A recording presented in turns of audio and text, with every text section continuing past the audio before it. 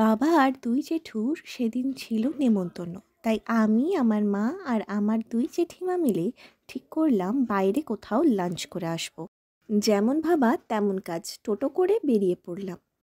পৌঁছালাম আমাদের পছন্দের আলাপন ক্যাফেতে।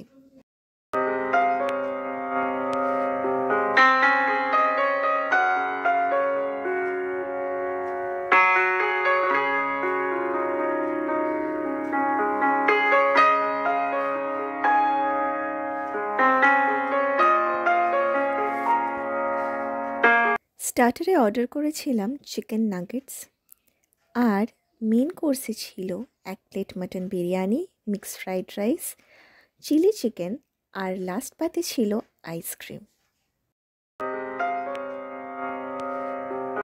সত্যি বলছি, এই ক্যাফের খাবার আমার অসাধারণ লাগে, তাই আমি প্রায়ই আসি।